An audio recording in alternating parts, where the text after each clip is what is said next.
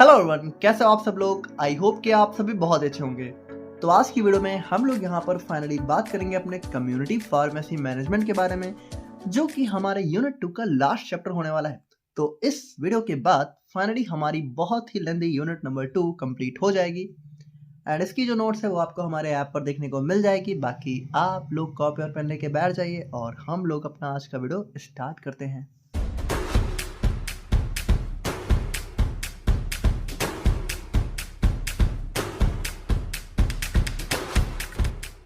तो बात करें हम लोग यहाँ पे कम्युनिटी फार्मेसी मैनेजमेंट के बारे में, तो अगर आप लोग को याद हो तो यूनिट 1 का लास्ट चैप्टर भी हमारा कम्युनिटी फार्मेसी के ऊपर था और यूनिट 2 का लास्ट चैप्टर भी हमारा कम्युनिटी फार्मेसी के ऊपर ही है।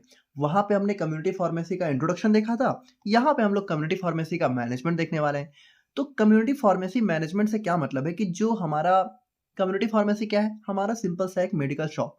तो मेडिकल शॉप को किस तरीके से मैनेज करना है उसके बारे में हम लोग यहाँ पे आज की वीडियो में देखने वाले हैं। तो देखो, जो हमारा कम्युनिटी फार्मेसी मैनेजमेंट है, it refers to the systemic planning, organisation and control of all resources needed to run a pharmacy effectively. यानी सिंपल सी बात है कि एक हमारा फार्मेसी शॉप को रन करने के लिए जो भी चीजें चाहिए होती हैं, जो भी प्लानिंग चाहिए, जो भी ऑर्गेनाइजेशन चाहिए, जो भी कंट्रोल चाहिए, जो भी रिसोर्सेज चाहिए, उन सबके लिए एक प्लान करना, ठीक है, उनको ऑर्गेनाइज करना, यही हमारा होता है community pharmacy management.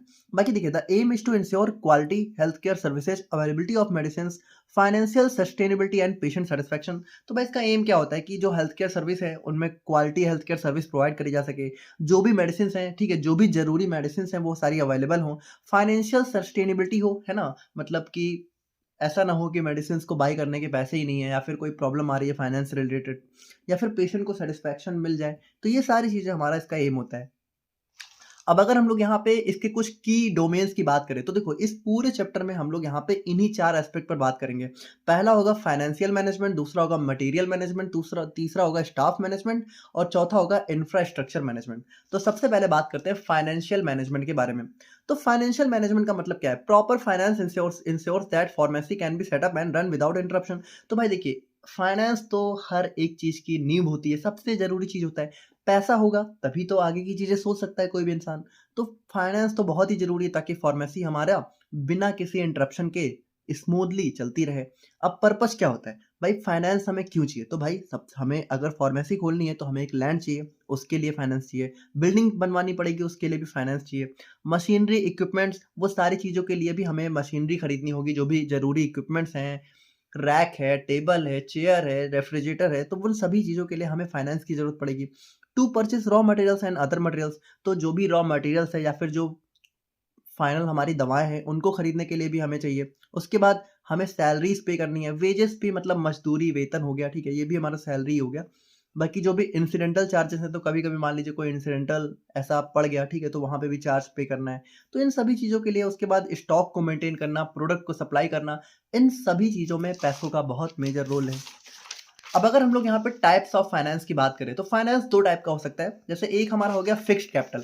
Fixed capital मतलब ये पैसा जो है एक बार लग जाता है, तो दोबारा इसको बार-बार लगाने की ज़रूरत नहीं पड़ती है और एक बार में ही जो है सारा काम हो जाता है।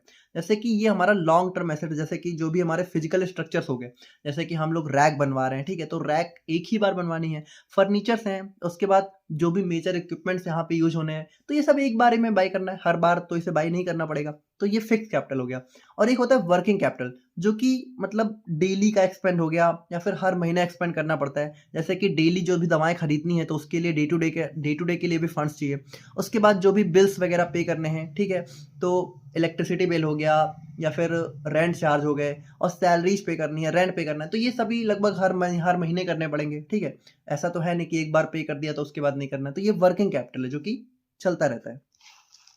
उसके बाद सोर्स ऑफ फाइनेंस की बात करें तो भाई सोर्स क्या हो सकता है? एक हो सकता है कि ऑन्ड, मतलब कि खुद का सारी चीज़ हो, यानी कि ऑनर्स की जो भी सेविंग है, या फिर हो सकता है 2-4 लोगों ने पार्टनर करके कंट्रीब्यूशन किया हो, या फिर रिटेन प्रॉफिट्स हैं, ठीक है? तो ऑनर ने पहले के बिज़नेस में जो भी प्रॉफिट बचाए हैं या फिर इसी बिज़नेस में जो भी प्रॉफिट बचाया है वो सारा हो सकता है, उसका खुद का भी फंड हो सकता है।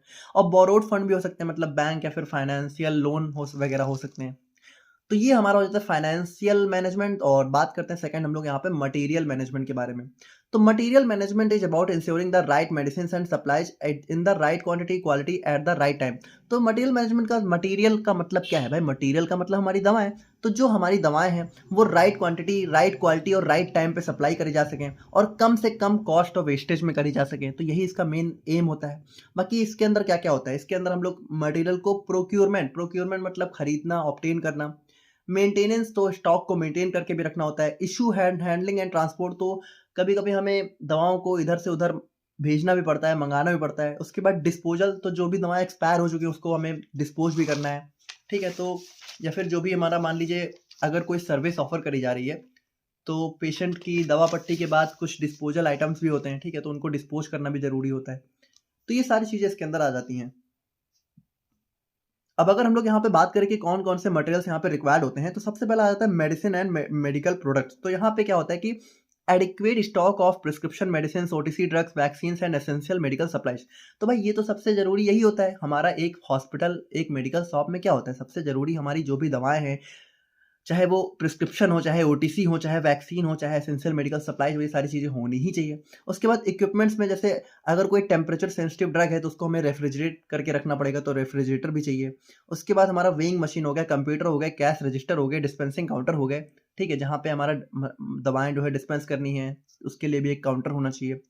कैश रजिस्टर हो गया। तो ये सारी चीज़ें भी हमारी ज़रूरी होती हैं। स्टेशनरी में भाई प्रिस्क्रिप्शन पैड्स होते हैं, ठीक है। तो मतलब ये मेडिकल शॉप में भी हमें प्रिस्क्रिप्शन पैड्स देखने को मिल जाते हैं। बाकी बिलिंग बुक्स हो गए, ठीक है। उसके बाद हमारा पेशेंट काउंसलिंग मटेरियल्स हो गए। तो ये सारी चीज़ें हमारी स्टेशनरी के अंदर आ जाती हैं। और अगर हम लोग बात करें टेक्नोलॉजी की, तो आजकल कुछ-कुछ जो बहुत ही एडवांस मेडिकल्स हैं, वहाँ पे हमें फार्मेसी मैनेजमेंट सॉफ्टवेयर भी देखने को मिलता है, जो कि इन्वेंटरी, बिलिंग और पेशेंट रिकॉर्ड को जो है मेंटेन करके रखता है। तो ये सारी चीज़ें हमारी मटेरियल रिक्वायरमेंट के अंदर आ जाती हैं। अब स्टॉकिंग एंड स्टोरेज प्रिंसिपल्स की बात करें, तो यहाँ पे देखो, जो भी ड्रग्स है, उनको हमें कैसे स्टॉक करके रखना चाहिए। भाई एक मेडिकल में बहुत सारी ड्रग्स होती हैं, तो उनको या तो फार्माकोलॉजिकल क्लास के अकॉर्डिंग, या तो अल्फाबेटिकल ऑर्डर, या तो जिस मैन्युफैक्चरर से मंगा रहे हैं तो हर मैन्युफैक्चरर के हिसाब से दवा अलग से स्टॉक कर सकते हैं, या फिर एक्सपायरी डेट के हिसाब से भी कर सकते हैं, ठीक है, कि जो पहले एक्सपायर होने वाली हैं, ठीक है, उनको अलग रख दो, जो बाद में है उनको अलग रख दो। उस हिसाब से भी हम लोग यहाँ पे रख सकते हैं। और उसके बाद हर एक दवा या फिर हर एक जो है रैक पे एक कोड हम लोग असाइन कर सकते हैं, ठीक है, हर एक बॉक्स पे। तो वो कोड मतलब जो भी यहाँ पे ऑनर है, ठीक है, वो अपने हिसाब से असाइन कर सकता है, उसको जैसा सुविधाजनक लगे, ठीक है, ताकि वो दवाओं को आइडेंटिफाई कर सके, डुप्लीकेशन बचा सके और काउंटिंग को ईज हो सके। तो ये हमारा हो जाता है मटेरियल मैनेजमेंट। और अब हम लोग यहाँ पे बात करते हैं स्टाफ मैनेजमेंट के बारे में। तो स्टाफ मैनेजमेंट मतलब क्या है कि स्टाफ मतलब कि जो भी स्टाफ वहाँ पे इन्वॉल्व होते हैं, तो उनको रिक्रूट मतलब भर्ती करना, उनको डिप्लॉइंग मतलब तैनात करना, डेवलप मतलब कि उनको भाई सिखाना भी है, बहुत सारी चीज़ उनको डेवलप करना, और उनको हमें टाइम टू टाइम मोटिवेट भी करना है, ठीक है, जो भी स्टाफ है। और उसके बाद उनको रिटेन करके रखना, ठीक है, कि जो भी स्टाफ है ऑलरेडी उनको बचाए रखना, ठीक है, कि वो ऐसा ना हो कि वो छोड़कर दूसरी जगह चले जाए। Who run the pharmacy operations, ताकि है ना, मतलब जो भी पर्सनल पर्सनल मतलब हमारा वही स्टाफ हो गया, ठीक है। तो जो भी स्टाफ यहाँ पे इन्वॉल्व होते हैं फार्मेसी ऑपरेशन को रन करने में, उनको भर्ती करना, उनको तैनात करना, उनको डेवलप करना, उनको मोटिवेट करना, उनको रिटेन करके रखना, ये सारी चीज़ें स्टाफ मैनेजमेंट में आ जाती हैं। अब स्टाफ को जो है किस किस चीज़ के लिए ट्रेन करना चाहिए? कस्टमर सर्विस के लिए, ताकि अच्छी कस्टमर सर्विस वो दे सकें। सेफ हैंडलिंग यानी कि दवाओं को अच्छे से हैंडल कर सकें। और एथिकल प्रैक्टिसेस, ठीक है, कि मतलब एथिक्स के साथ वो अपना काम करें। उसके बाद रिक्वायर्ड स्टाफ, तो कौन-कौन से स्टाफ हमें रिक्वायर्ड होते हैं एक मेडिकल शॉप में या फिर एक कम्युनिटी फार्मेसी में? तो सबसे ज़रूरी तो हमारा फार्मासिस्ट ही होता है, जो कि हमारा क्या करता है, दवाओं को डिस्पेंस करता है, पेशेंट की काउंसलिंग करता है, लीगल कंप्लायंस यानी जो भी लीगल चीज़ें होती हैं उनको मेंटेन करता है, ठीक है? तो ये सारी चीज़ें हमारी फार्मासिस्ट ही तो करता है। उसके बाद हमारा फार्मेसी असिस्टेंट या फिर टेक्नीशियंस होते हैं, जो कि मतलब कह सकते हो दवाओं को पैक करने में, लेबल करने में, स्टॉक को अरेंज करने में हेल्प कर सकते हैं। उसके बाद सपोर्ट स्टाफ में हमारा कैशियर हो सकता है, जो कि बिलिंग वगैरह को देखता है। उसके बाद डिलीवरी स्टाफ हो गया। अगर मान लीजिए बहुत बड़ी शॉप शॉप है जो कि डिलीवरी कर रही है, होम डिलीवरी, तो वहाँ पे डिलीवरी स्टाफ भी होते हैं। और क्लीनर्स होते हैं, जो कि medical staff pharmacy community pharmacy को क्लीन करने का काम करते हैं। और उसके बाद फाइनली हमारा आ जाता है इंफ्रास्ट्रक्चर मैनेजमेंट। तो इंफ्रास्ट्रक्चर मतलब क्या? हमारा वो बिल्डिंग, हमारी वो जगह जहाँ पे हमारी फार्मेसी रन हो रही है। तो ये हमारा बैकबोन होता है, जो कि हमारा hold together safe and smooth pharmacy operation. और भाई देखिए, यही इसी बिल्डिंग में ही तो सारे ऑपरेशन हो रहे हैं, तो ये हमारा सबसे बैकबोन ही होता है। तो सबसे पहले हमारा इसमें इसके अंदर 3 स्टेप आ जाते हैं। सबसे पहला आता है सिलेक्शन ऑफ फार्मेसी लोकेशन। तो यहाँ पे देखो जो भी लोकेशन हम लोग यहाँ पे सेलेक्ट करने वाले हैं अपने कम्युनिटी फार्मेसी के लिए, तो वो यहाँ पे बहुत ही सूटेबल होनी चाहिए, है ना? और यहाँ पे सबसे इम्पोर्टेंट बात क्या है कि वो सेंटर होना चाहिए, मतलब जो भी पॉपुलेशन है, उसके सेंटर में होनी चाहिए, यानी जो भी पॉपुलेशन है, वो ईज़िली उसको एक्सेस कर सके और कन्वीनिएंट हो वहाँ पे जाना। ऐसा नहीं हो कि पता चले बहुत बड़ी गली के अंदर जाके आपकी शॉप आ रही है ना? तो वो सभी लोग आराम से जा सकें, वहाँ पे पार्किंग की सुविधा हो। उसके बाद यहाँ पे देखो, अगर हम लोग लोकेशन की बात करें, तो लोकेशन चुनते वक़्त हमें कौन-कौन से फैक्टर्स कंसिडर करने होते हैं, बहुत इंपॉर्टेंट है। सबसे पहला फैक्टर आता है पॉपुलेशन पॉपुलेशन कैरेक्टरिस्टिक्स, जैसे कि पॉपुलेशन का साइज़ क्या है? जैसे जहाँ पे हम लोग फार्मेसी स्टोर खोलना चाह रहे हैं, तो वहाँ पे पॉपुलेशन कितनी है? मतलब कि क्या हमारी फार्मेसी वहाँ पे चलेगी कि नहीं चलेगी? पता चले 50 लोगों का गाँव है, वहाँ पे हमने फार्मेसी खोल दिया, अब वो 50 लोग ही तो लेंगे। अब 50 लोगों में ज़रूरी थोड़ी कि हर दिन कोई बीमार पड़े या फिर हर दिन किसी को कोई प्रॉब्लम हो, तो वो भी हमें देखना है। ग्रोथ रेट, ठीक है, कि वहाँ पे ग्रोथ है कि नहीं है? मतलब 50, मान लो अगर 1000 लोग भी हैं, तो 1000 से 1500 होंगे कि नहीं होंगे?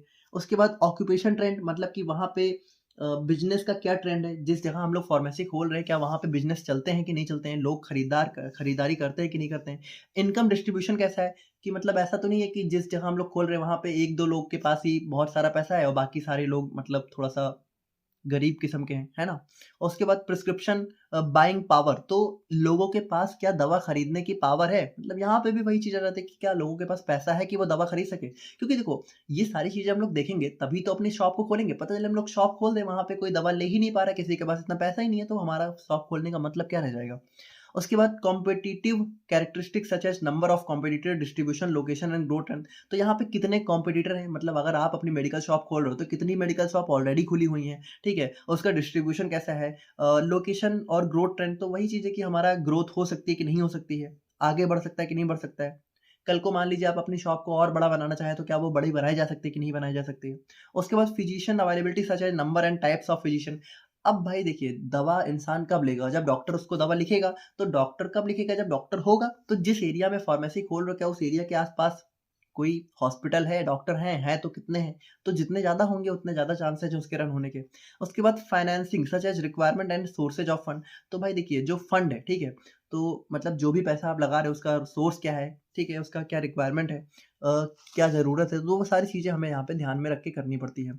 उसके बाद सेकंड नंबर आता है प्रेमिसेस। तो प्रेमिसेस मतलब कि हमारी वही बिल्डिंग जिसके अंदर हम लोग फार्मेसी खोल रहे हैं। तो भाई देखिए, वो वेल बिल्ट होनी चाहिए, वेल वेंटिलेटेड होनी चाहिए, ठीक है? प्रॉपर वेंटिलेशन हो, ठीक है? हवा आने-जाने के लिए जगह हो, विथ सफिशिएंट स्टोरेज कैपेसिटी, ठीक है? और प्रॉपर स्टोरेज कैपेसिटी होनी चाहिए, नीट और क्लीन एनवायरनमेंट होना चाहिए और पब्लिक उसको ईज़िली पहचान सके, है ना? ऐसा नहीं हो कि पब्लिक जो है पहचान ही नहीं पा रही कि ये मेडिकल शॉप है कि क्या है।